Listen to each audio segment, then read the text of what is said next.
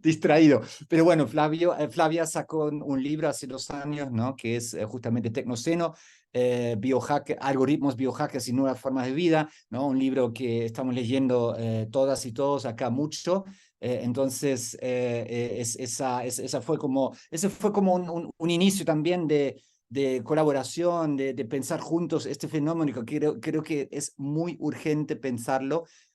Flavia es una de las personas en Latinoamérica que lo hace con mucha profundidad, ¿no? Creo que hoy vamos a escuchar justamente una perspectiva casi empírica, ¿no? Sobre lo que es la inteligencia artificial y con una perspectiva nueva, diría yo, que es justamente la de la seguridad, ¿no? Fantástico que pudiste acceder a esto, que pudiste venir acá a la sala Zoom. Te agradecemos un montón, Flavia. Bueno, y tú vienes pronto también a Chile, ahí vamos a profundizar y ampliar varios temas juntos y juntas. Así que nada, para no perder más tiempo, ya son las 4:15 y sabemos que no tienes tanto tiempo hoy.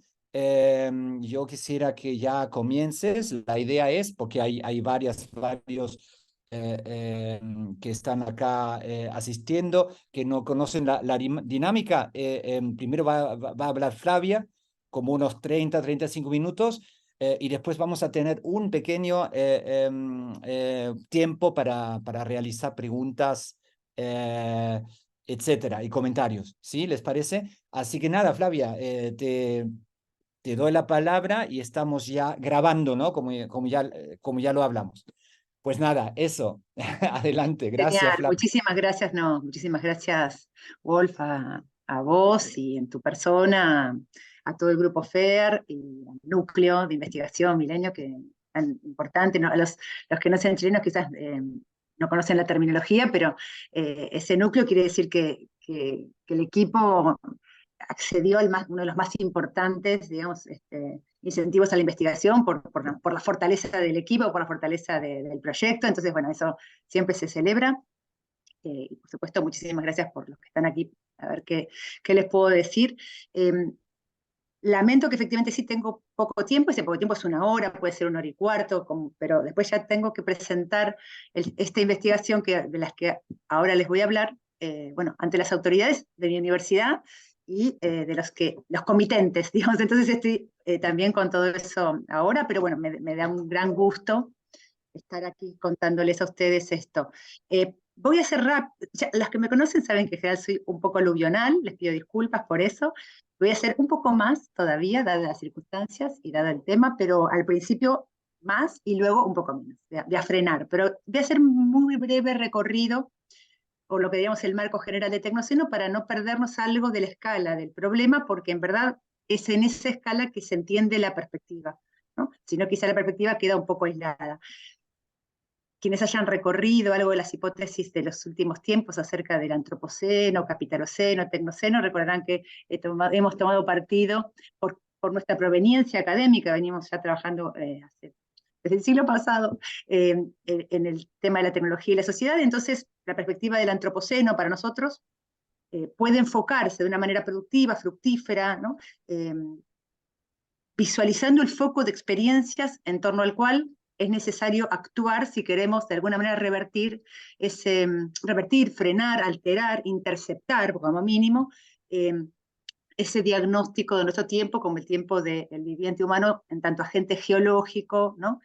Que deja huellas en los sedimentos, en las masas acuíferas, en la biosfera, y bueno, y por supuesto también en la atmósfera, que están atravesando umbrales de irreversibilidad. Recordarán muchos de ustedes la hipótesis del antropoceno, que en el año 2000 por Crutzen, el químico, el premio Nobel de Química, y el ecólogo Eugen Strömer acuñaron, o en todo caso, la habría acuñado Strömer, ¿no? Pero Crutzen la pone en circulación a la noción, o en todo caso al neologismo, al término antropoceno, la era del antropos, para designar esta nueva era geológica. El seno implica eso, ¿no? Era geológica, holoceno, pleistoceno, etc. La idea fue rápidamente recogida con mucho interés por distintas disciplinas, distintos expertos, pero también generó controversia, ¿no? Preocupados, digo, por muchos expertos preocupados por la sustentabilidad del crecimiento humano. También generó controversia, se la suponía una hipótesis políticamente fuerte, pero científicamente todavía débil, sin suficiente evidencia. Entonces, a partir de eso, entre el año 2000 y el 2015, el 18, se fue juntando evidencia. Uno de los que participó de esa búsqueda de evidencia fue otro químico, un australiano ya fallecido también, Bill Stephen, que aportan evidencias acerca de lo que se llama la gran aceleración a partir de 1950. Y yo esto lo he mostrado mucho, y si no lo pueden buscar, están estos cuadros de Stephen y de este texto, The Great Acceleration, muy disponibles, donde se percibe, ¿no?, en una línea del tiempo que comienza en la Revolución Industrial, la tesis de Crutzen era que esta era comenzaba en la Revolución Industrial, en torno a 1950, que es donde ven la línea de puntos, se da en rojo en el sistema humano, en azul en el sistema Tierra, en muy distintos marcadores, desde la acidificación de los océanos o la pérdida de bosques tropicales, hasta el turismo internacional y el crecimiento de población urbana o de población general, se percibe consistentemente una curva de aceleración, de gran crecimiento, lo que llamamos también el salto de escala. Se produce un salto de escala. Si quieren, en términos de población, y solo para dar ese dato, pasamos de ser 1.000 millones a 3.000 millones de seres humanos en 160 años, del año 1800 a 1960, y de 3.000 millones en 1960 a la actualidad. El año pasado se celebra el nacimiento del ciudadano del mundo número 8.000 millones, ¿no? De 3.000 millones a 8.000 millones en solo 60. Es decir, esa gran aceleración se produce en este periodo. En una votación que no es la definitiva, el grupo de trabajo del Antropoceno dentro de la Comisión Internacional de Estratigrafía, que es ese grupo experto de los geólogos el que va a dirimir esta controversia finalmente, porque se habla de eras geológicas, vota por el 88%, ¿no?, de aprobación, que el Antropoceno constituye una nueva capa estratigráfica a partir de, entre otras marcas, las marcas de cesio 137, plutonio 70 y otros marcadores en los sedimentos de la actividad de la energía nuclear civil, o de la industria nuclear civil, posterior a la Segunda Guerra Mundial, en la década de 50 justamente, muchos bombardeos en el océano. Hay un lugar, un lago en Canadá que ahora aparece desde este año como el punto, digamos, el punto de evidencia de esta transformación a nivel geológico. Esta votación, insisto, no es definitiva, va a haber una reunión el año que viene, y probablemente del término al concepto sigamos necesitando más tiempo, ¿no? Pero en principio estas votaciones dan apoyo a esta hipótesis de que el humano se ha vuelto, a nivel de la especie, un agente geológico. Y acá las ciencias sociales y las humanidades vinieron a decir desde el primer momento que, más allá de la especie, ¿no?, en general, algunas sociedades en particular, algún tiempo en particular, algunos focos de experiencia en particular han sido relevantes para esta transformación. Algunos colegas, sobre todo en la tradición marxista, como Jason Moore a nivel internacional, y en mi país, Argentina, Maristela Svampa, es una gran investigadora que ha trabajado en la hipótesis del capitaloceno. Este antropoceno es un antropos capitalista, dicen ellos, y me parece que es un foco de experiencia sumamente útil para trabajar sobre las relaciones sociales de producción, los modos de acumulación. Pero bueno, como les decía al principio, dado que nosotros venimos trabajando en el campo de las tecnologías, también verificamos en estas líneas de crecimiento que la intervención tecnológica intensiva, ¿no?, la intervención tecnológica intensiva de las tecnologías de alta complejidad de esta última etapa han sido también determinantes, ¿no? Este Anthropos también es el Anthropotechnicus, ¿no?, de la era más reciente, los últimos años. Y en particular, bueno, de la era nuclear, podemos decir, de la era de las tecnologías de alta complejidad y de alto riesgo, ¿no? Bueno, acá hay un gráfico también de Stephen con los umbrales de reversibilidad, la biodiversidad, etc.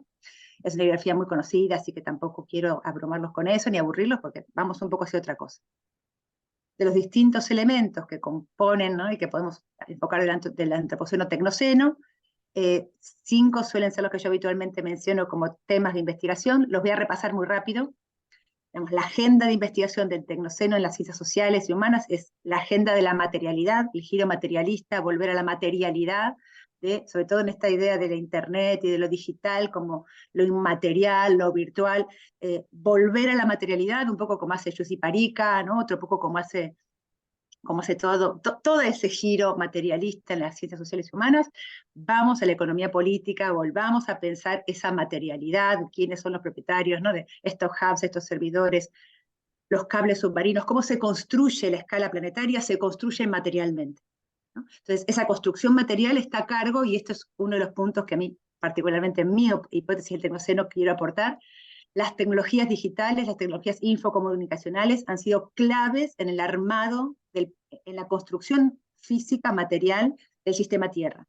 Nos podemos comunicar de un punto al otro, ¿no?, del globo, podemos obtener el just in time a nivel de la producción postfordista porque hay tecnología infocomunicacional, ¿no?, porque están estas comunicaciones. Entonces, en la agenda del Antropoceno Tecnoceno, mi intervención puntual es, además, digamos, del hecho de enfocar las tecnologías de alto riesgo, incluir en la agenda ambiental, si quiere, pero también humana, el desarrollo del Antropoceno Tecnoceno, las tecnologías digitales, ¿cierto?, las infocomunicaciones. Y en esta agenda entonces vamos a llegar a la inteligencia artificial, gracias a que podemos meter, ¿no?, incluir aquí en esta discusión.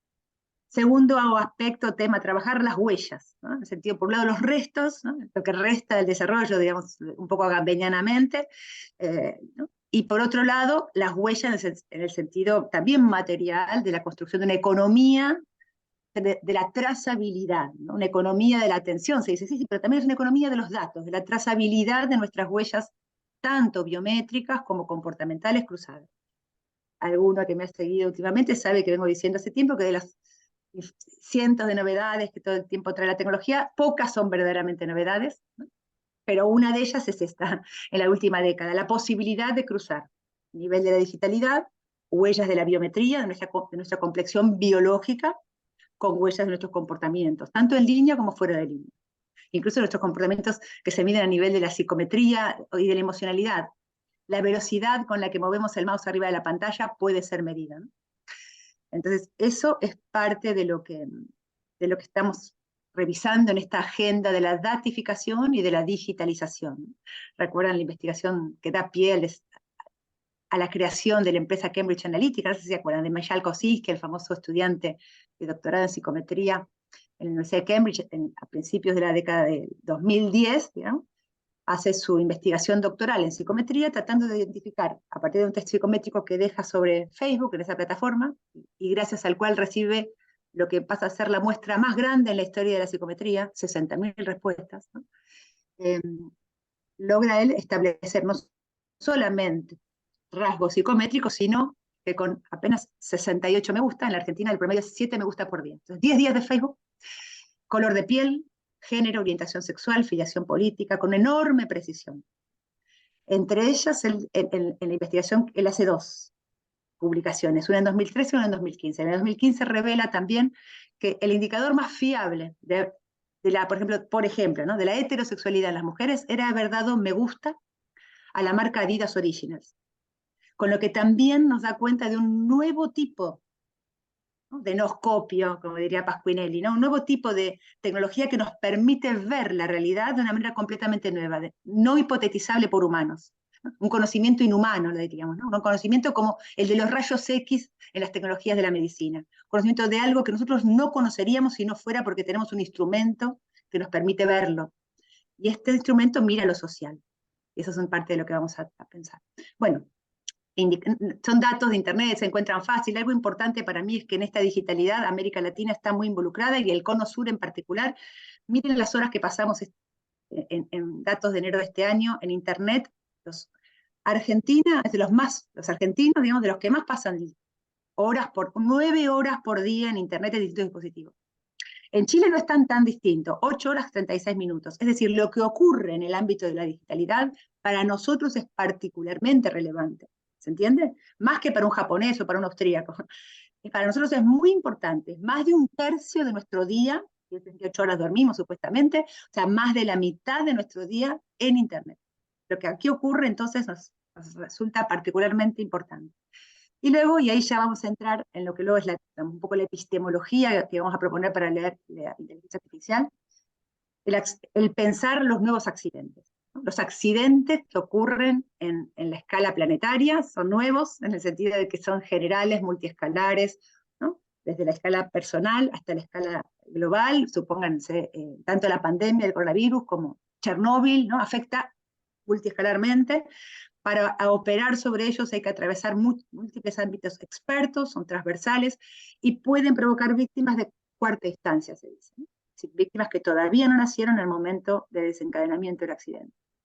Bueno, eso es como la teoría general. A mí, entre la pandemia y la inteligencia artificial, me gusta decir que estamos en un momento de apertura heurística. El accidente nos abre la posibilidad de pensar de una manera creativa, de una manera nueva. Un poco, bueno, nos decía uno de los maestros, ¿no? Nuestros, Paul Virilio, urbanista francés, ya fallecido, que decía, el accidente es un milagro al revés, un milagro laico, un revelador. Se dice lo mismo a veces del estado de excepción, ¿no? Es un milagro invertido. Y decía Virilio, se impone un trabajo sobre el accidente, ¿no? El trabajo sobre la ciencia o el trabajo de la ciencia no puede desarrollarse más que por el trabajo sobre la negatividad, ¿no? Y si uno piensa en lo que hacen los artistas, también lo que hacen los tecnólogos, los ingenieros, el error es un componente fundamental para el desarrollo del trabajo, ¿no? La observación de los errores, ¿no? El trabajo sobre la falla, sobre el fallo. Bueno, aquí también. Siempre traigo el ejemplo del terremoto de Lisboa, ¿no? Que fue también una apertura heurística para los europeos para empezar a interpretar un accidente natural, no como la ira de Dios, ¿no? Sino como un accidente justamente de otro tipo que había que comenzar a pensar, ¿no? Dice Sidney Dekker, que es un teórico de la seguridad, que el terremoto de Lisboa fue un punto de inflexión en la lectura, ¿no?, de los accidentes en Europa y casi también, uno diría, del triunfo de la ilustración en ese momento, ¿no? Se pudo empezar a pensar de otra manera. Bueno, quizás estemos ante la posibilidad de pensar nosotros también de otra manera. Y esa sería como mi apuesta más personal, ¿no? No como equipo, sino más personal. Bueno, ¿qué serían los accidentes de la inteligencia artificial, los accidentes informáticos? Esas son cosas que ya venía trabajando, por eso voy un poco rápido, ¿no? El I2K, si lo recuerdan, ¿no? El potencial accidente del cambio de siglo, o el flash crash del 2010. Si no los conocen, anótenlos y después los buscan. Así no uso este tiempo para esto, pero son accidentes informáticos que, por supuesto, en el caso sobre todo del flash crash, luego tuvo su investigación judicial, se descubrió que había un hacker, pero claro, uno diría, eso para la investigación judicial ya está, una vez encontrado el hacker, ya está terminada la investigación, pero para nosotros, ¿no? Y ahora vamos a ver qué sería ese nosotros, ahí recién comienza la investigación. ¿Por qué? Porque el accidente nos indica el error para mejorar el sistema, para hacerlo más robusto, no para encontrar al responsable, el culpable. Para eso está la investigación judicial, ¿no? Nosotros necesitamos otra cosa, que si vamos a trabajar con estas tecnologías digitales, sean seguras para nosotros, sean robustas, ¿no? Trabajen bien para nosotros, si no, preferiríamos no usarlas, sería, ¿no? Y un poco vamos hacia allí. Un accidente de la inteligencia artificial de hace poco, un accidente informático, fue el año pasado en China, en Shanghái, un grupo de usuarios acá en Argentina, nos identificaríamos mucho con ese grupo de clientes o de usuarios de un banco que protestan porque no les están entregando sus ahorros, y todavía en ese momento en Shanghái se usaba por el COVID un semáforo en el celular con las 3 luces, ¿no? Y en un momento a todos los protestantes allí, ¿no?, se les pone en rojo el semáforo, es decir, se los castiga con una vigilancia masiva por protestar. Es muy significativamente. Entonces ahí tendríamos un accidente, del tipo de incidente que nosotros pensamos que hay que estudiar, ¿no? Lo que no nos puede pasar con la inteligencia artificial es lo que les pasó a estos ciudadanos que están protestando allí, ¿no? Y no solo pasa en China, vieron que siempre China es el ejemplo de todo el mal, pero no solo pasa en China, también en los Países Bajos hace unos años, entre 2012 y 2017, el gobierno decide utilizar, primero lo encarga y luego decide utilizar un sistema de inteligencia artificial para controlar la entrega de ayuda social, ¿no? Y bueno, entre 2016 y 2017, casi 26.000 familias quedan en la calle porque no solamente se les saca la asistencia social, sino que además se les pide que devuelvan lo que habían recibido. Y en ese sentido, entonces, uno puede decir que ese sistema actuó sin notificaciones, sin investigación, sin monitoreo, porque recién en ese momento empezó la investigación que decidió en 2019 o 2020, si no me equivoco, en 2019, investigar ese sistema. En 2020 fue prohibido el Siri y el 2021 cae el gobierno, porque precisamente ese sistema estaba, ¿no?, marcado, no tachado por un sesgo muy negativo para con cierta población vulnerable, particularmente los migrantes, ¿no? Pero insisto, llegó muy tarde esa solución judicial. Ya estas familias ya habían perdido lo suyo, habían pasado casi 10 años, ¿no? En la Argentina, bueno, hubo hace poco un gobernador de Salta que tenía un sistema de inteligencia artificial en su sistema de salud, y decía que, bueno, que dijo en la televisión que podía prever con nombre y apellido y domicilio las niñas que podrían llegar a desencadenar, bueno, a tener un embarazo adolescente, ¿no? Eso provocó en sí mismo, ¿no? Probablemente por el tema de la privacidad, la protección de los datos, un cisma y una investigación en relación con ese sistema. Y en la Universidad de Buenos Aires, el Laboratorio de Inteligencia Artificial Aplicada, identificó en ese sistema errores técnicos y conceptuales, ¿no? Resultados sobredimensionados, datos sesgados e incluso también datos inadecuados para la muestra. Es decir, eh, la investigación de accidentes implica también entender cuando el sistema, abrir la opacidad de estos sistemas súper opacos y súper acelerados para nosotros. Y aquí, bueno, yo solía cerrar acá la intervención diciendo, bueno, estos sistemas, ¿no? que nos compelen a leernos a través de nuestros datos biométricos, comportamentales, que nos interpelan como conjuntos de datos, es el tipo de interpelación que podemos aceptar, somos nuestros datos, somos nuestras emociones, ¿no? que es la más superficial que tenemos en el nivel de nuestro sistema sensitivo, ¿no? y sentimental, somos nuestros comportamientos en línea, o esa es la interpelación gubernamental. Bueno, aquí solíamos cerrar, yo les cuento un poquito, medio que por la mitad promediando la intervención, les cuento algo. Wolf, ya me voy a extender un poquito más, de 30 minutos, pero para así les cuento algo de lo que estamos haciendo en la Universidad de Buenos Aires, a pedido de la Jefatura de Gabinete de Ministros, un proyecto sobre, en principio era sobre nuevas tecnologías, fake news, y, y cuando nos preguntaron, pues fue este año, dijimos, no, me parece que tendríamos que ir hacia la inteligencia artificial y armar algún tipo de investigación sobre eso. Entonces, bueno, el equipo es dirijo yo un equipo interdisciplinario, algunos de los investigadores, los 3 primeros son parte tradicional de mi equipo de investigación, o bueno, Pablo en realidad no es parte del equipo, yo codirijo con él desde el año 2008, buena parte de nuestras investigaciones las hacemos juntos, y bueno, se van sumando investigadores más jóvenes. Mariano Zuckerfeld, Andrés Rabosto y Celeste de Marcos son investigadores también muy importantes de mi facultad, pero que están en otro área, ¿no? y se sumaron muy generosamente a esta investigación. Alejandro Covelo y Iago Novidelski son ingenieros, trabajan en temas de riesgo, los llamamos interdisciplinariamente para trabajar con nosotros. Victoria Albornoz Zaroff, ella es investigadora en el área sindical, o sea, así como Mariano Zuckerfeld y Rabosto y Marcos, ellos van a trabajar, están relevando los impactos en el mercado del trabajo en un nivel cuantitativo, así como en el desarrollo institucional de una suerte de Comisión Nacional de Inteligencia Artificial, que recién se está incubando. Victoria decía recién, ella relevó la perspectiva de los actores, es decir, hizo una investigación mucho más cualitativa en relación con ese mismo impacto. Sobre todo la perspectiva sindical, pero no únicamente. Finalmente, la diseñadora Jimena Durán Prieto nos está ayudando a montar el sitio web y armar un archivo de documentación de esta investigación, ¿no? Vamos a tener también un archivo público de todo esto. El objetivo entonces era sistematizar la información relevante y definir con qué perspectiva teórica y metodológica íbamos a trabajar para pensar una iniciativa integral de inteligencia artificial para la Argentina, ¿no? De manera que pudiéramos promover el desarrollo, la adopción y la implementación de sistemas de IA, pero también proponer o propiciar una gobernanza, diríamos, eficaz de esos sistemas, ¿no?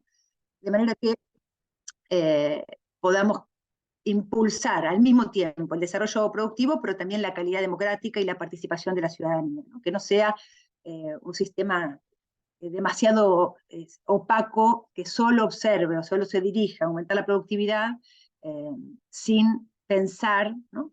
de qué manera eso va a influir, impactar en las formas de vida. Para ello entonces se relevaron los estudios y la principal bibliografía existente, se analizaron en perspectiva comparada las iniciativas estadounidense y europea, se definió el enfoque analítico sugerido para esta iniciativa argentina, un enfoque entonces de desarrollo selectivo por un lado y de gestión de los riesgos en un horizonte de pensamiento sistémico, y también se nutrió esta investigación de investigaciones anteriores que ya se estaban haciendo sobre estudios de impacto en el mundo del trabajo y estas cualitativas que les decía recién. Desarrollamos como equipo un conjunto de definiciones que de alguna manera, en algunos casos son más conocidas o más, si quieren, no sé si obvias, pero por otro lado, digamos, razonables, y otras que son específicas de nuestra perspectiva. Por un lado, algo bastante sabido ya, pero que es importante siempre recordar, las IA, ¿no? Las inteligencias artificiales son metatecnologías. No es una tecnología como la nuclear, digamos, en todo caso, ¿no? O la tecnología, no sé, la petroquímica, que luego igual tiene muchos usos, pero que es un tipo de industria. La IA es una tecnología que asiste a otras tecnologías, ¿no? Es una forma de esa máquina universal de Turing, ¿no? Que participa de muchos otros sistemas técnicos, sobre todo los acelera, los organiza y los acelera, ¿no? Es un gran analizador de datos y de aceleración de procesos, ¿no? Entonces, primero esto, no hay una inteligencia artificial, hay múltiples usos de la inteligencia artificial. Segundo punto, que es de marco conceptual, pero es muy importante. El ecosistema digital dentro del cual se incluye la IA no es una herramienta. La IA no es una herramienta ya, es un mundo ambiente. Es un ambiente. Nuestra relación con estas tecnologías digitales no es la relación de la herramienta y del útil, es la relación con el ambiente. Es otro tipo de relación. En muchos casos no elegible. Por ejemplo, el primero de los casos es no elegible. Sí o sí tenemos que ingresar a esa digitalización para hacer muchísimas actividades cotidianas. En tercer lugar, y de esto le voy a dedicar un poquito más de tiempo hoy, la inteligencia artificial generativa, sobre todo, es también sociedad artificial. Cuando hablamos de inteligencia artificial, en realidad también estamos hablando de sociedad artificializada, si quieren, ¿no? Pero sociedad atravesada por estas lecturas y por estos procedimientos. Luego también para nuestra tarea específica, para la que nos han pedido asesoramiento, las IA pueden ser industrias de alto riesgo. Y por lo tanto ahí tenemos que trabajar específicamente para eso a nivel de las políticas públicas, sobre todo en el sector público o en aquellas IA que se dirijan a la población, de manera directa, al control de la población. Finalmente, el enfoque habitualmente, escuchamos el enfoque de la ética en la inteligencia artificial. Es el enfoque de la UNESCO, ¿no? Es el enfoque de la mayor parte de los investigadores de las humanidades y sociales, vienen a la ética de la IA. Que engloba muchísimas cosas. Si ustedes ven la recomendación de la UNESCO, efectivamente incluye también las tareas que muchas veces consideramos propias de las ciencias sociales. Pero si lo pensamos bien, la ética de la IA, el término ética, además, tiene una raigambre filosófica indudable, ¿no? Proviene del campo de la filosofía. Y a nivel de los usos sociales, ¿no?, de esta época, se dirige a pensar las relaciones entre personas físicas y personas jurídicas, como si fueran equivalentes, o si tuvieran algún tipo de correlacionalidad, cuando en realidad sabemos perfectamente que no. Personas físicas tienen en estos temas una escala muy distinta de las personas jurídicas. No podemos no es una ética, no podemos confiar en la ética ni de las personas físicas ni de las instituciones para las tareas de la inteligencia artificial. Requerimos que además del enfoque de la ética de la IA, se complemente con un enfoque sistémico dentro del sistema, dentro del desarrollo, dentro de la implementación. Adentro del sistema tenemos que incluir el pensamiento social y el pensamiento de las humanidades. No solamente como recomendación ética de funcionamiento. Dicho esto entonces, como marco general y como definición general, les cuento un poquito algunas cosas más, ¿no? En relación con esto, decíamos, la inteligencia artificial es sociedad artificial. ¿De qué son? ¿Se acuerdan que este año hablamos de varias cosas, ¿no? Pero sobre todo de la inteligencia artificial generativa. Y en particular de estos chats, ¿no? Como el ChatGPT o BART, etc. Todos estos modelos de lenguaje grandes o grandes modelos de lenguaje, como quieran traducirlos, se usa de las dos maneras, que operan a gran escala, en la escala macro. Las tres escalas que tenemos acá, la escala macro, la meso y la micro, esto es la escala macro, ¿no? Y se dice siempre, y está muy bien porque es cierto, y con esto podemos manejarnos bastante bien, que depende de tres grandes elementos. Una enorme capacidad de cálculo, enormes hardwares, enormes quiere decir que no los tiene casi ningún Estado-nación, son corporaciones que son incluso macroestatales en el sentido de su volumen. Luego, técnicas o tecnologías digamos, de largo desarrollo, como el aprendizaje automático, pero también el deep learning, ¿no? Las redes neuronales de distinto tipo, las convolucionales, todo ese gran conjunto técnico que llamamos, para simplificar, el machine learning, el aprendizaje automático. Y luego, un tercer elemento muy importante que son los datos masivos, ¿no? la enorme cantidad de datos que circulan allí por la red. Bueno, pues bien, estos tres elementos que constituyen los modelos de lenguaje grandes, digamos así, o la base para poder construir modelos de lenguaje grandes, son heterogéneos entre sí. Los dos primeros son aquellos que llamaríamos, ¿no?, inteligencia artificial, la enorme capacidad de cálculo y el aprendizaje automático, el machine learning. El tercero, en verdad, es sociedad artificial. Es decir, son datos masivos, atravesados por lo que llamamos con Pablo Rodríguez hace tiempo ya, digamos, gracias a él, digamos, a una idea de él, el sistema DAP, el sistema de datos, algoritmos y plataformas. Es un sistema a través del cual llegan estos grandes datos masivos a estas corporaciones, digamos, ¿no? No están allí, los datos no son algo dado, sino que constituyen un entramado producido. Entonces, algo pequeñito de esta idea del sistema DAP para entender un poco de qué estamos hablando. Por un lado tenemos la creencia de que los datos son registros neutros, de lo que está allí, lo dado, ¿no? Que los algoritmos son procesos técnicos de datos relativamente neutrales, ¿no? Y que las plataformas son, como dice The Platform Society, meras mediaciones para hacer cosas en línea, ¿no? Y en cambio los que trabajamos en tecnologías, digamos, digitales hace tiempo, en cultura digital, podemos a estas tres creencias abrirlas, ¿no? Y saber que los datos en realidad son el producto de un proceso de datificación muy costoso, muy elaborado, ¿no? Son datos construidos, que además en el ecosistema digital, que es un mundo ambiente, como decíamos recién, esos datos son extraídos por defecto, ¿no?, sin permiso en muchos casos, ¿no?, con un permiso prácticamente formal, en el sentido de que no podemos negarnos a darlos, y que se inscriben en una economía de la atención, una economía muy particular que hace de esos datos un insumo, ¿no? Luego que los algoritmos en realidad construyen en este sistema DAP un modelo de perfilización, cuyo procesamiento depende de mecanismos de caja negra, donde sabemos que existen, como en la vida real, ¿no?, los sesgos. El hecho de pertenecer a una cultura, a pertenecer a un momento histórico, ya nos hace sesgados, por supuesto, pero estos procedimientos algorítmicos aceleran y multiplican, ¿no?, esos sesgos, a menos que intervengamos para evitarlos. Entonces, sabemos, está sumamente relevada la existencia de sesgos de género, de etnia, de clase, etc. Y luego, como les decía recién con el caso del marcador de heterosexualidad y la marca de Ideas Originals, hay una lectura algorítmica de correlaciones que es imperceptible, son imperceptibles para los seres humanos. Y en este sentido hay también un conocimiento específico, nuevo, que proviene de estos procedimientos y que está plataformizado. Entonces vamos al tercer elemento, ¿no?, que constituyen estas plataformas una mediación no neutral, porque provienen, ¿no?, previamente procesos de datificación y de perfilización, y porque hay una apropiación de lo social, de nuestras formas lingüísticas, de nuestro conocimiento colectivo, de nuestro trabajo cognitivo común, de nuestras formas retóricas en distintos idiomas. El otro día la Secretaría de Innovación Pública de nuestro gobierno me contaba que informalmente, que en una visita, pero informalmente, pero bueno, era parte de las entrevistas de investigación, que en una visita a China reciente, en China hay una enorme capacidad de cálculo y hay grandes datos.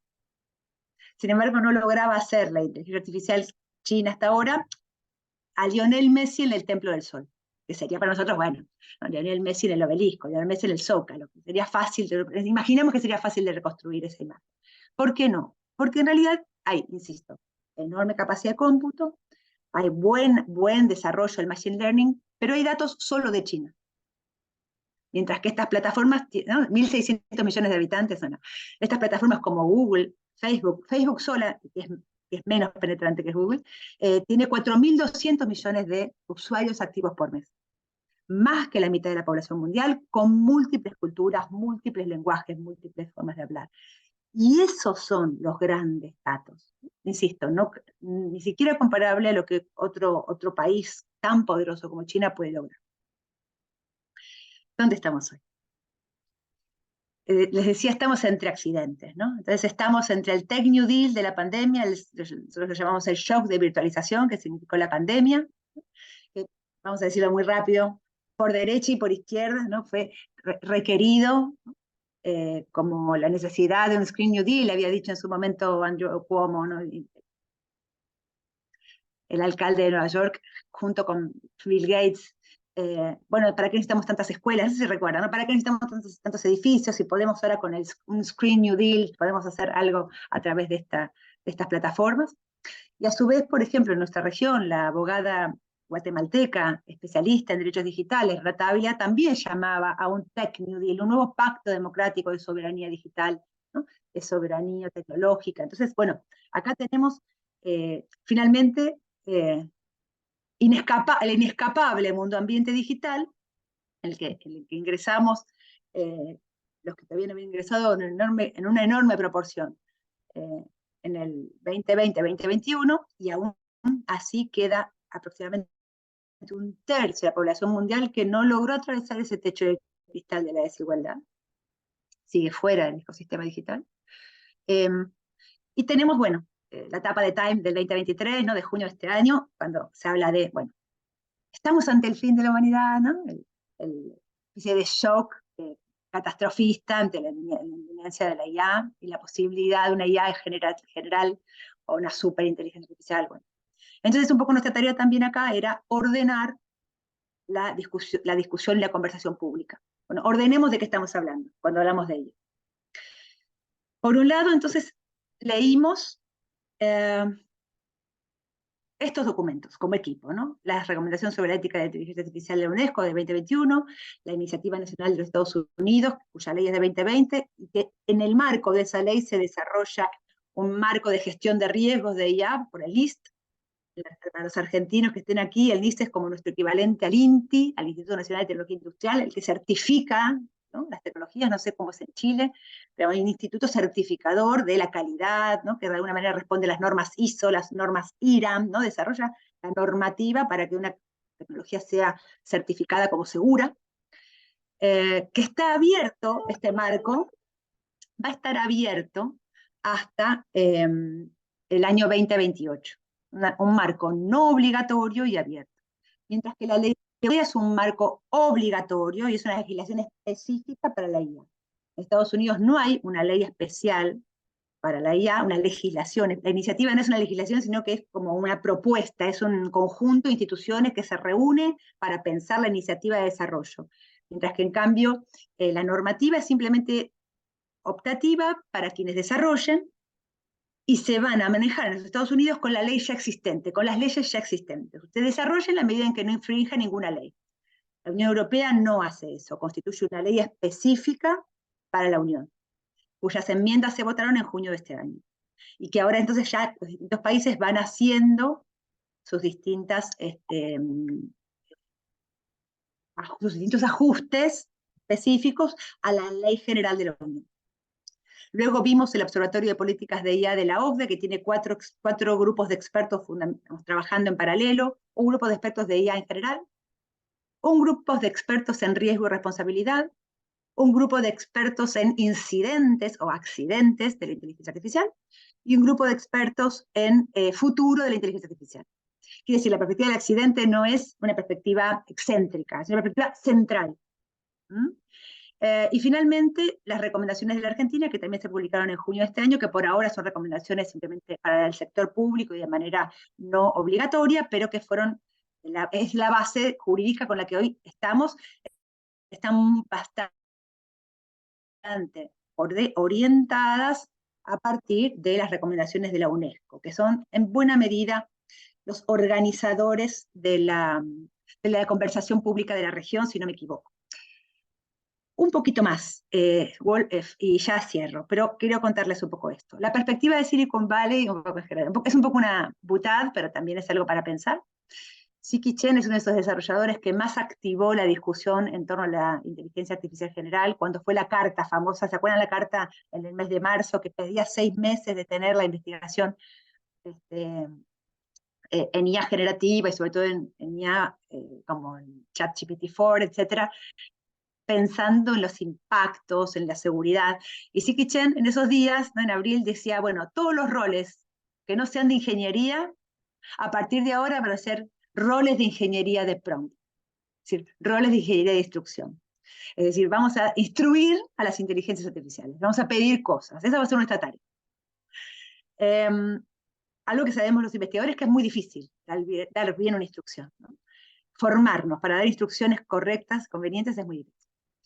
La perspectiva del gobierno de Estados Unidos, como les decía recién, es la perspectiva de la Iniciativa Nacional de IA. Es una iniciativa que reúne a todas estas agencias detrás de un objetivo común.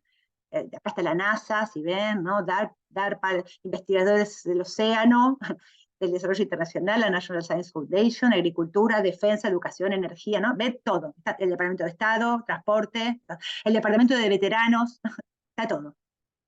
Y esta es la iniciativa. Primero y fundamental, en el centro, en el core, liderar la inteligencia artificial en el mundo. Esa es la perspectiva estadounidense. Luego, además, también que sea confiable, ¿no? Que hay que capacitar a la fuerza laboral, que se promueva internacionalmente, que se aproveche para la seguridad nacional, que se desarrolle el I+D, ¿no? Pero el centro, el core de la iniciativa es el liderazgo. También, como les dije recién, comanda, ¿no? al Departamento de Comercio, que sería como nuestro Ministerio de Economía, a que el NIST, ese grupo certificador, desarrolle un marco general. Bien, lo están haciendo. Ya es muy exhaustivo, ¿no? En junio de este año se aprueban las enmiendas de la Unión Europea que tiene este modelo de base, la perspectiva del riesgo, la perspectiva de la seguridad, donde establecen que hay algunas actividades de IA que son inaceptables y están prohibidas en la Unión. La manipulación del comportamiento de manera maliciosa, uno diría, bueno, toda publicidad es un poco manipular el comportamiento, ¿no? Bueno, pero no es maliciosa, ¿no? Y sobre todo con grupos vulnerables. La vigilancia masiva está prohibida, y la calificación social. ¿Se acuerdan en Black Mirror? Creo que es el capítulo 1 de la tercera temporada, si no me equivoco. ¿Se acuerdan que había una sociedad en la que había calificación social para todo, ¿no? Y según la calificación se accedía desde la educación hasta un crédito. Bueno, eso está prohibido en la Unión Europea, a nivel de las políticas, ¿no? Uno, bueno, califica a otro, no sé, en Mercado Libre uno califica, pero digamos, no a nivel de las políticas públicas. Luego, si miran atentamente, lo que considera la Unión Europea alto riesgo son impactos, ¿no? Son efectos de la inteligencia artificial. Acceso o sea, aquellas inteligencias artificiales que interfieran en el acceso al empleo, a la educación, a la justicia, a la salud, a los servicios públicos. O también, por ejemplo, componentes de seguridad de vehículos. Pongamos que los aviones, sabemos que los aviones transatlánticos, buena parte del trayecto lo hacen sin piloto, con piloto automático, con inteligencia artificial, ya hace mucho tiempo, porque es más precisa, ¿no? Porque es más segura, porque ve a través de la nube, qué sé yo. Pero bueno, siempre tiene que haber una evaluación de conformidad, es decir, tiene que haber monitoreo, investigación de accidentes, ¿no? Tiene que haber todos los mecanismos de una industria ultra segura, como es la comercial o como la industria nuclear. Es decir, donde hay un accidente cada millón de operaciones. ¿Por qué? Porque hay todo un sistema basado en las defensas técnicas, por ejemplo, un firewall es una defensa técnica en un sistema informático, pero también hay procedimientos, reglamentos, instrucciones, y después procedimientos que son como guiones. No sé, en un cockpit hay un guión, ¿no? Mutuo, donde se habla en inglés, en todos los cockpits de todo el mundo se habla siempre en inglés, y se chequea, ¿no? Hay un doble chequeo en los momentos críticos, despegue y aterrizaje. Por ejemplo, combustible, tal cosa, tal cosa. Hay un guión que todos van siguiendo, entonces se hace el doble chequeo de los componentes críticos, de las áreas críticas. Bueno, algo de eso hay que desarrollar en las áreas críticas de la inteligencia artificial, ¿no? Defensas técnicas, defensas de procedimientos, reglamentos, instrucciones y monitoreo. Luego hay otras que son riesgo limitado, dice la UE. Entre ellos aparece esto de la suplantación de identidad. Yo digo que soy Flavia Costi, en realidad esto lo inventé, lo saqué de ChatGPT-4, digo que lo hice yo, lo firmo, no. Bueno, ahí hay una obligación de transparencia. Hay que decir cuando uno trabajó con inteligencia artificial o cuando algún desarrollo se ha hecho con inteligencia artificial, ¿no? Una nota periodística, una nota científica, una ilustración, o cuando uno está hablando con un chat en Internet. Perdón, a través de Internet, no un chat de gestión de algo. Y luego otros donde no hay obligación, que es, por ejemplo, los videojuegos. Bueno, no hay nada. La Unión Europea desarrolla un sistema institucional bastante preciso, ¿no? Y bastante claro, a través de los cuales la Oficina Europea es la general, luego a nivel de cada país hay una autoridad de supervisión, otra notificante, otra de vigilancia del mercado y un evaluador de conformidad, siempre pensando en este grupo, ¿no? Este que está acá. y luego designa a cada uno de los actores de la cadena, del ciclo de vida se llama, desde el inicio, desde la imaginación, hasta que se recicla la IA, ¿no? Todo ese periodo está monitoreado. Entonces, estos actores primero están mapeados, tienen una inscripción institucional en cada país, y luego, además, hay una obligatoriedad. Las enmiendas dan solo 72 horas para notificar incidentes graves de componentes, incidentes de inteligencia artificial, como el caso de China, como el caso del sirio, como el caso... Si hay un incidente grave, un fallo de componente, el proveedor lo tiene que informar en 72 horas a la Autoridad Nacional, al organismo público, y de ahí a la Oficina de Inteligencia Artificial. ¿Sí? O sea, hasta hay un tiempo para notificar el accidente, como sucede en la industria aerocomercial. En la perspectiva argentina, en junio también salieron estas recomendaciones, se habla de ciclo de vida, se establecen algunos valores de referencia, ¿no? La necesidad de una validación y una verificación, en la implementación, la seguridad de la información hay que hacerlo trazable, tiene que haber una auditoría, ¿no? Se propone un monitoreo, entonces vemos que hay como recomendación ya muchos de los elementos que aparecen en la legislación europea, pero todavía solamente es una recomendación para el sistema público, ¿no? Y estos son los valores de alineación. Los valores de alineación quiere decir a qué valores se alinea esta inteligencia artificial. Debe responder a qué valores. Si la inteligencia artificial no se programa para determinados valores, solamente tendrá los valores para los cuales está programada. Por ejemplo, puede ser para la competitividad, para el desarrollo de una tarea. Pero además tenemos que velar por la calidad democrática. Entonces, estos valores de alineación tienen que estar siendo monitoreados desde el momento de su desarrollo. Escalas y enfoques transversales. Voy a dar el nombre nada más y dejamos un ratito para preguntas. Hay 3 escalas de la IA y hay 2 enfoques transversales para la IA.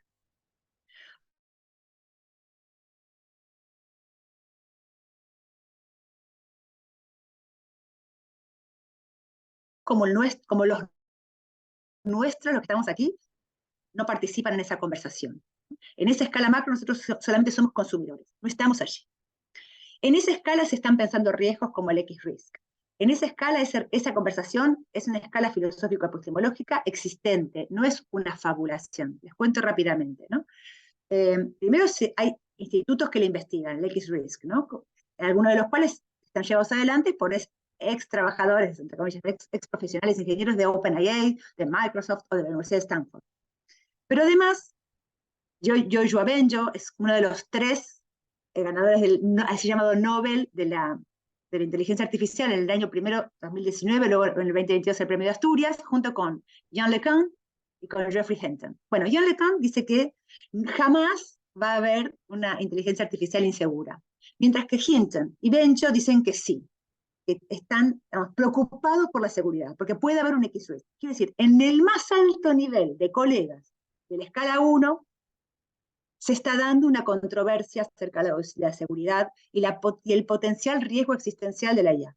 Esto es en el altísimo nivel del desarrollo, teórico y técnico.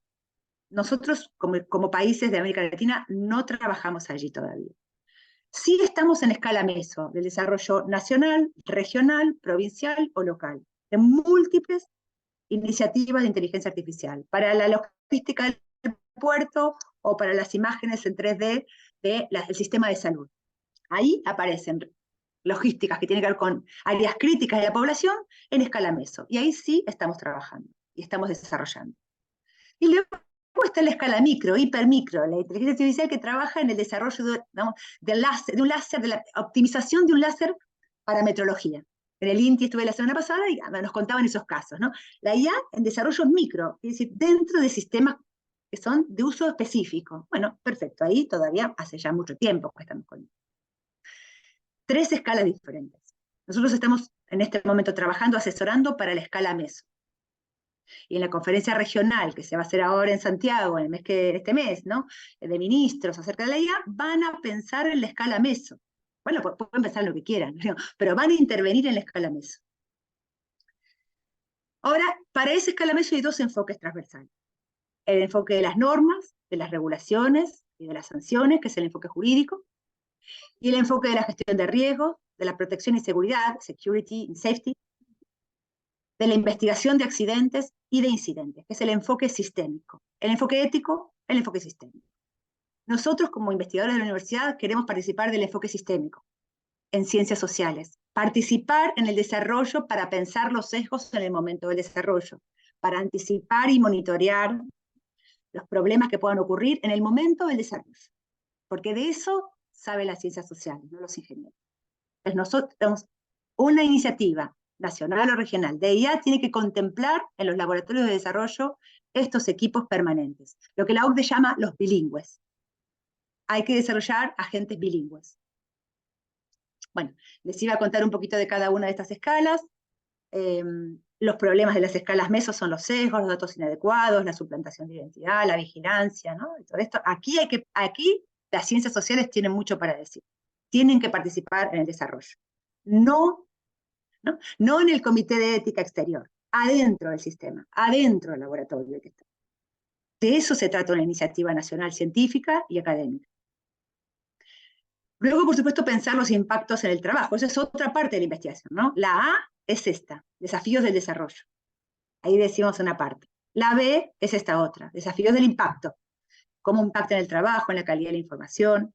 Allí tenemos una primera aproximación que hizo uno de estos colegas que les decía que vienen del equipo de Mariano Zuckerfeld, Andrés Rabosto, que vienen trabajando en la lectura de impactos en el clasificador de ocupaciones nacional. Vemos cuáles son las ocupaciones más extendidas en nuestro país. En azul, las no impactadas por ahora por IA, en rojo, las impactadas por IA. Entonces tenemos que la gestión administrativa, la educación y la investigación, nosotros acá, la compraventa por medio telefónico, la gestión presupuestaria, la gestión jurídico-legal, la producción de software, son áreas impactadas por la IA. Mientras que la construcción, ¿no? El transporte, y aquí creo que hay un error, porque el transporte aéreo sí, hay otros transportes que no quizá, pero otros que sí, servicios de limpieza no domésticos y domésticos, esos no estarían, por lo menos no inmediatamente impactados por la IA. ¿Sí? Pero nuestras tareas están impactadas. Van a estar impactadas en el corto plazo. Aquellas en las cuales los estados han venido desarrollando investigación hace ya mucho tiempo, hace ya 30 años que nos vienen formando, ¿no? Entonces, bueno, acá hay un cambio también, va a haber un cambio. Tenemos que pensar una transformación. Y bueno, como les decía, la escala micro es esta chiquitita. Bueno, esto es lo último. La diferencia entre investigación de accidentes e investigación judicial, ¿no?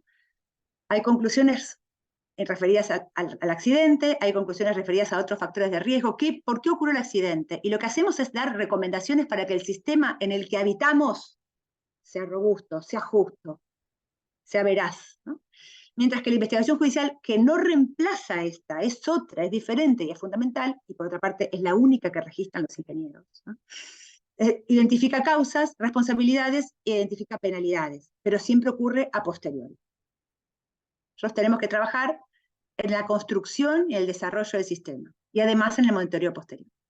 Bueno, esto era algo de lo que les quería contar, hay recomendaciones también, pero hasta acá y muchísimas gracias. Los escucho porque nos queda poquitísimo tiempo. Bueno, Flavia, en primer lugar, muchísimas gracias por abrir ahí una dimensión sumamente interesante, sobre todo el rol, ¿no?, de las ciencias sociales en el desarrollo de la IA. Y ahí obviamente me pregunto directamente cómo se expresa, cómo se materializa la participación de ustedes, ¿no? Entiendo que están invitados, ¿no?, que van a asesorar, ¿no? Si entiendo bien, al gobierno, haciendo políticas públicas. Eso tiene que ver con una pregunta que está también en el chat, ¿no? Si la invitación a las ciencias sociales es a trabajar en la escala meso, ¿qué área o áreas estaría llamada a abordar a escala macro, ¿no? Pregunta Nelson, Vera, ¿no? Entonces, es muy Sí. interesante esto, ¿no? Esas diferentes escalas. Son consideradas, son realmente, o sea, son tomadas en cuenta las ciencias sociales. ¿Y qué pasa con las humanidades, no? Deberíamos preguntarnos, obviamente, también desde nuestro lugar, ¿no? Bueno, son primeras preguntas que me surgen después de esa charla tremenda. Muchas gracias, Flavia, por todo esto. Y tal vez podamos agregar algunas frases o preguntas más, porque tú nos dices hasta cuándo, porque ya son casi las 5:10. Tú nos dices, o sea, 20 Sí, podría está ser. bien. Sí, hasta y media podemos estar perfectamente. Yo después de acá salgo corriendo, Bueno, yo a las pero y los media escucho un también poquito a tengo otra ustedes charla. también, me gustaría. Sí. Sí, tengo otra charla a las 5:30, o sea, deberíamos cerrar a las Entonces 5:25. cuando vos necesites, Word, claro, yo digo que hasta ahí yo puedo, después ya no podríamos, pero genial. Genial. Bueno, entonces juntemos algunas preguntas, tal vez, comentarios, que ya se están acumulando ahí en el chat también, ¿no? No sé si quieres comentar un poco sobre esa implicancia de las ciencias sociales, ¿no? En las políticas públicas, que me parece como tu charla va por ahí, ¿no? En Argentina realmente es así, efectivamente te invitan con tu equipo a asesorarlos. A ver, empecemos por la pregunta del escala meso, que estaba bien también, y ahora voy a con esa más específica. El escala meso macro, en realidad todo eso de las escalas lo estamos haciendo nosotros, no está en ningún lado. Arturo, lo estamos desarrollando nosotros, posiblemente lo vamos a publicar, o sea, desde ya que este material, la idea es que, pero estamos en 4 meses, esto fue 4 meses de trabajo. O sea que en una velocidad, digamos, enorme hicimos todo esto. Lo cual recién cuando me estaba por conectar decía, bueno, por un lado es buenísimo estar tan a las corridas porque uno no se desconectó en ningún momento del tema, estuvimos todo el tiempo, ¿no?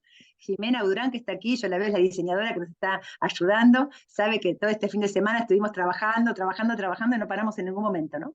Pero bueno, en algún momento eso lo vamos a bajar y vamos a empezar a esto, a documentarlo y hacer, digamos, lo que es nuestro trabajo científico, digamos, ¿no? Es decir, ponerlo en circulación y a discusión. Pero nada de esto que digo acá estaba organizado de esta manera. Sí, por supuesto, lo que les cuento que leíamos en la ley europea o en la ley norteamericana, esos son los documentos, eso los remito a los documentos. Pero cómo se organiza el argumento este no está en ningún lado. Lo estamos organizando nosotros.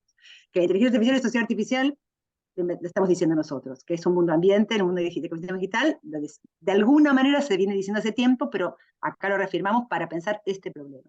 Y lo de las escalas lo acabamos de organizar porque como efecto o como respuesta a la enorme, me parece, no es algo que en el mal sentido, digamos, pero la enorme confusión de la discusión pública de este año, de la conversación pública de este año. Entonces, para ordenarnos, había que entender que no es que son disparates, ¿no? El disparate, no es un disparate el del XFIS. Es en una escala que quizás la persona que habla no reconoce, ¿no? Que puede ser incluso un profesor de estadística y dice, no, pero eso es un invento. No, no son inventos. Son parte de la discusión pública, solo que estén ocurriendo en un lugar que quizás este investigador no conoce. Entonces, bueno, está bueno que lo reconozca, tratamos de documentarlo, no decimos que quién tiene razón, pero relevamos la controversia. Hay una controversia pública, que aparte es, por lo menos desde el 2014, está esa controversia abierta, pública, con libros, con revistas, con artículos. Entonces, bueno, está ahí. No es que nosotros llamamos a intervenir en el área meso, nosotros estamos trabajando a pedido, y ahora contesto un poco, Wolf, lo que vos me estabas preguntando. Nosotros venimos con Pablo Manolo Rodríguez trabajando en estos temas hace mucho tiempo, en el libro Tecnoceno, que salió en diciembre del 2021, al final del libro yo digo, me voy a dedicar, hay que dedicarse a pensar la inteligencia artificial, y digamos, salgo del libro diciendo, bueno, este es mi tema. Entonces, venimos pensando en esto y trabajando. Ahora, cuando se desencadena, digamos, la carta y toda la discusión sobre el chat GPT-4, empezamos a intervenir de una manera más específica allí. Nos dimos cuenta que era un momento de intervención. Y justo en ese momento en nuestra universidad nos llaman para decir, bueno, hay un área de jefatura de gabinete que se llama Argentina Futura, además, que está pensando los temas que tienen que ver con las nuevas tecnologías, nos han pedido armar un equipo especial para eso, y nos llamaron nosotros que somos, digamos, lo que hacemos esto, digamos, no es que nos llaman porque sí, sino porque, bueno, somos los equipos que trabajamos en esto en la universidad, en esa facultad, en la de social. Y bueno, y los combinamos con el de Mariano Zuckerfeld, que es otro de los equipos que también dentro de la misma facultad trabaja estos temas desde otra perspectiva. Entonces nos complementábamos bien. Nosotros además fuimos a buscar a la gente de riesgo. Personalmente para mí, que venga Jimena, que también es de la universidad, solo que es de la Facultad de Diseño, era muy importante porque mucha de esta información se tiene que poder visualizar bien también, no solo se tiene que poder leer, ¿no? Hay que encontrarle una visualidad y hay que dejarlo documentado. Vamos a hacer un sitio web de documentación. Pero bueno, cuando le propusimos a las autoridades primero de la universidad, luego a las autoridades de la jefatura de gabinete, que este era nuestro tema para el año, nos dieron vía libre. Es decir, bueno, está bien, hagan algo. Mientras tanto, yo no les llegué a contar, pero nosotros relevamos que solamente en el Poder Ejecutivo hay al menos 10 iniciativas de inteligencia artificial descoordinadas, no coordinadas entre sí.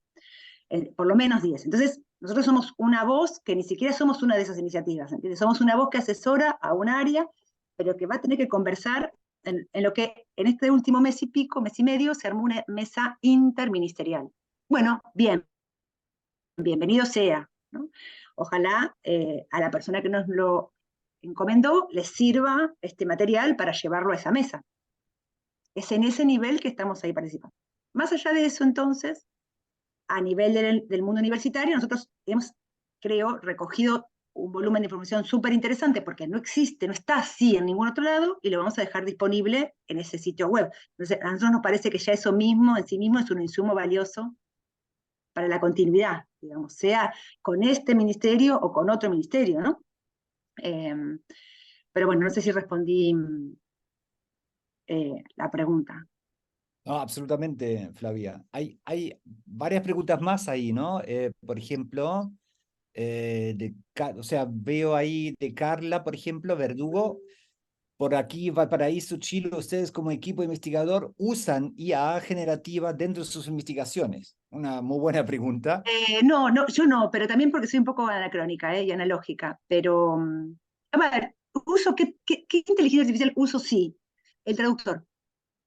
Usamos bastante el traductor.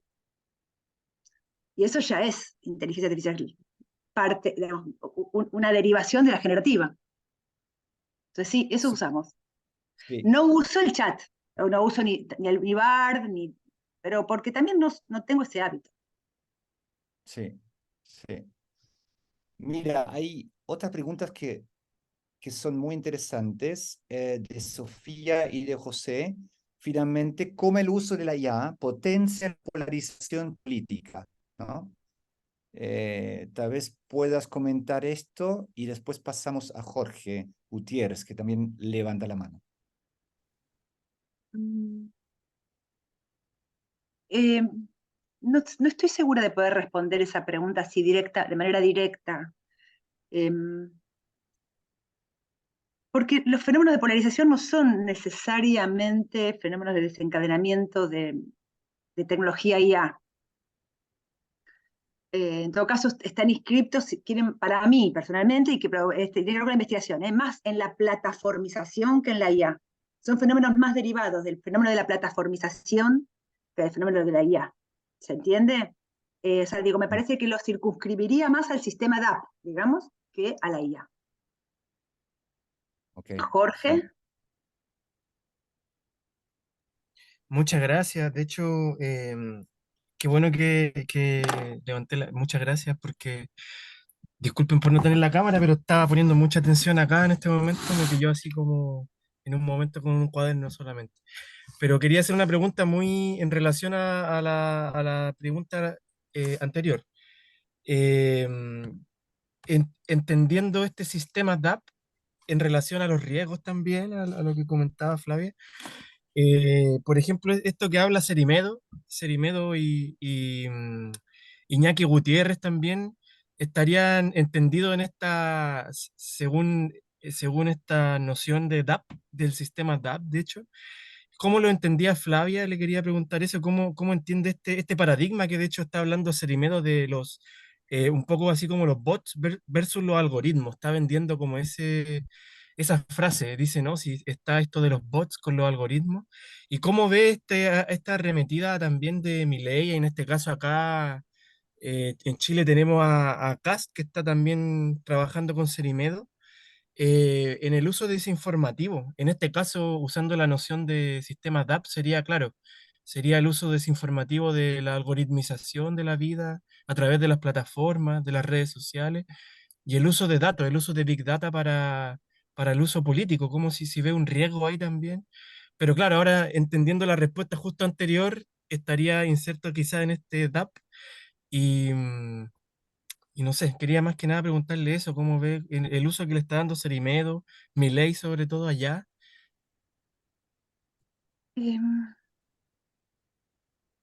No sé si lo pondría, Jorge, en el marco, insisto, de la IA, necesariamente, sino en todo caso en los grandes datos y y en las redes sociales. Creo que es como otra, siempre es ecosistema digital, pero no sé si es justamente, si lo principal acá es la IA, eso quiero decir, ¿no? El machine learning, porque la IA es esa combinación de gran capacidad de cómputo y machine learning, ¿no? Y grandes volúmenes de datos. Se refiere más a la producción de conocimiento, por un lado, y de resultado, en la analítica y la gestión de los datos. Tiene más que ver con eso, que con las prácticas que llamaremos de gubernamentalidad, que creo que son las a las que vos te estás refiriendo, ¿no? Donde ya hay una interpelación más directa a los actores, entonces aparecen las redes sociales desde TikTok hasta Facebook, hasta tal. Bueno, insisto, creo que eso se inscribe más en el problema o en las preguntas del sistema DAP que de la IA. Por supuesto que, claro, combinadas ambas cosas, se pueden producir múltiples problemas, digamos, en el sentido de que quizás no tanto en una campaña inmediata, como es el caso que estás comentando, ¿no? Una campaña política inmediata, sino en la proyección y la programación de gestiones de población. ¿Cómo se gestiona? Porque, claro, la IA sí es un sistema de... Las IA aplicadas a la población, ¿no? No a la logística del puerto, pero aplicadas a la población, un sistema de aceleración del análisis y la gestión de la población, de gran aceleración. Entonces, bueno, una de las cosas que decimos allí, yo por eso les mostré ese cuadro de la Unión Europea sobre las distintas instituciones, que la manera, de algún modo, de desacelerar eso que se llaman las naciones ágiles, lo dicen los europeos, ¿no? Es sostener, fortalecer o incluso crear mediaciones, institucionalidad, para poder abrir la opacidad, porque si no, esa aceleración es en una opacidad total.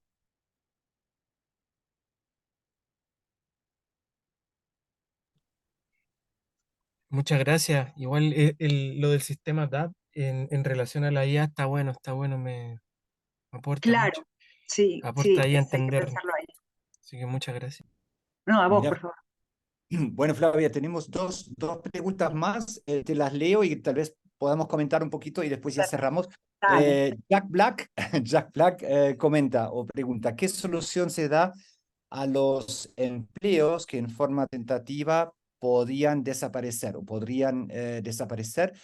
¿Se perderán o cómo se adaptarán? Por ejemplo, los educadores, ¿no? Es una pregunta que obviamente atraviesa muchos temas que hemos visto. Y luego Nelson Vera también pregunta o comenta primero, Jujuy ha hablado desde un giro ontológico sobre la percepción escatológica de riesgo sobre la CIA. Ustedes como equipo desde Argentina, ¿qué lectura han hecho desde esta idea de riesgo existencial? También esa lectura histórica de Moynihan. Hay algunos matices a estas miradas y giros desde el sur global. En el primer caso, bueno, gracias por las preguntas. No, la solución no la podemos dar nosotros. Solo podemos decir que esos problemas están y hay que hacer políticas, digamos, y pensarlas. Cada sociedad hará sus políticas. Eso no tenemos nosotros como equipo, tampoco somos un equipo experto en políticas de empleo. O sea, eso, hay otros expertos en eso, mucho mejores que nosotros. Podemos nosotros comentar las proyecciones que leemos, digamos, pero no somos ni los que hacemos esas proyecciones ni trabajamos ahí, ¿no? Por supuesto que sí, la percepción general es que algunas de estas proyecciones ya están ocurriendo, digamos. O sea, esto que decíamos, bueno, yo uso el traductor, quiere decir que los traductores ya no son un empleo, digamos, un trabajo. Pero eso lo estamos viendo, ¿no? Y no siempre porque eso sea bueno, ¿no? Es decir, quiere decir, no siempre porque el resultado sea mejor que el humano. Muchas veces no, eran mejores los humanos, pero se acelera el proceso. En términos de velocidad y de economía del tiempo y de los recursos es mucho más rápido y más económico. ¿Es mejor? No. Y eso es buena parte de la maquinización, eso sí, digamos. Jujuy. No, nosotros no hicimos lectura del riesgo existencial porque por ahora estamos leyendo la bibliografía y es bastante complejo además, ¿eh? O sea, tampoco es que uno dice, bueno, yo opino esto. no hacemos eso. Relevamos esa conversación, tratamos de comprenderla, de entender los matices, pero no creo que tengamos capacidad de intervención en esa conversación, tal como está planteada además, ¿no? Quiero decir, porque eso es específico. Ellos delimitan 8 riesgos ¿no? propios de esa escala, el segundo de los cuales, bueno, el primero tiene que ver con el armamentismo, el desarrollo de armas, con IA, y el segundo es el debilitamiento de las capacidades humanas. Es el segundo riesgo que identifican como la escala macro, que al ceder tanto a las inteligencias artificiales, se van a debilitar las capacidades de los humanos. O sea, eso es muy llamativo. Está en la presentación. Después, en todo caso, Wolf, les vamos a dejar el enlace una vez que la podamos subir para que la puedan consultar. Igual les dejo acá también escrito uno de los centros de investigación que a mí me parece muy bueno, CAIS se llama, ¿no? Sobre seguridad en IA. Es muy bueno, también tiene, y el otro, bueno, el gran divulgador de estos temas es Geoff Hinton, uno de los del premio Nobel, ¿no? Que se acuerdan que hace poquito renunció a Google, uno de los grandes desarrolladores de las redes neuronales, bueno, renuncia para dar conferencias públicas sobre eso. Yo ayer a ver, no, ayer no, hace unos días en el Instagram publiqué al colega de Hinton, a Joshua Bengio, eran 3, ¿no? O son 3 en realidad. Hinton, Joshua Bengio, una sola A, y Yann LeCun, ¿no? Y Yann LeCun es el que no... Ay, no, saquen eso. Está mal escrito. Ahí va. Yann LeCun es el que dice, no, esto es una fantasía, es mentira, no, es antiético, atemorizar a la gente, qué sé yo. Y tanto Jeff Hinton como Joshua Bengio, en cambio, dicen, no, sí. Hinton dio este año en Cambridge una charla que está en YouTube, y que bueno, yo hace unos días cuando publiqué lo que Bengio publicó en su sitio web, sobre que se le acaba de dar cuenta de todo lo peligroso que era, los límites, lo peligroso es decir que no las podemos controlar. Él ahí, en ese artículo, cita muchas fuentes, entonces ahí también pueden ustedes hacer el rastreo de esas fuentes del debate. Y yo creo que para el sur global no sé si habría algo para decir, pero eso ya es una opinión personal, ¿eh? O sea, no sé si tenemos sobre eso una opinión del sur. Ok, muchísimas gracias, Flavia. No, a Son vos. las 5:30. Espero que se Hay haya otra entendido pregunta que algo. hace. Sí, mira, no, estuvo realmente buenísimo. Abre muchas cosas, ¿no? Muchas Sí, dimensiones para pensar y a gran seguir pensando. velocidad. Perdón. Ya, bueno, y José, porque ya sería otra charla directamente, porque con cómo cambiaría nuestra capacidad de prefigurar o imaginar artísticamente nuestro mundo ante la irrupción masiva de la IA en todos los ámbitos de la sociedad. La dejamos ahí, la pregunta En la la dejamos ahí. próxima reunión, alguien la va a contestar. Okay. Bueno, Sí, gracias a todos por escuchar. y propongo a las y los estudiantes que están participando aquí ahora en este mismo momento que retomemos algunos temas el jueves, ¿no? En la próxima clase, que sí va a ser presencial en la sala de siempre, en el patio de humanidades. Así que llevemos esa pregunta y otras, obviamente, a esa nueva sesión. Flavia, ha sido buenísimo, la verdad, o sea, nos abrió, como ya dije, ¿no? Nos abrió muchas dimensiones para repensar y seguir pensando, y creo que eso es lo que debemos hacer, porque hay muchas cosas por hacer, los comentarios también lo expresan súper bien, así que nada, nos estamos viendo, ojalá pronto aquí en Santiago o donde sea, y ahí seguimos, de todas maneras. Perfecto, Bárbara. Muchas gracias a vos, Wolf, por la invitación. En noviembre quizás esté por ahí, y si no Sí, en enero eso. seguramente, pero bueno, y si no, por acá también. Y ojalá podamos tener una conversación regional, ¿no? Hay gente de Colombia, veo de México. Creo que Es, sería importante que esta red que vos tenés acá, estás armando, Wolf, y allá, acá también, eh, hagamos eso, muy importante, mantenerla y hacerla crecer. que Genial. sea algo más regional, fantástico. Bueno, nos despedimos. Hasta muy pronto. Hasta luego. Muchas gracias por su Muchas atención y gracias. su participación. Hasta luego.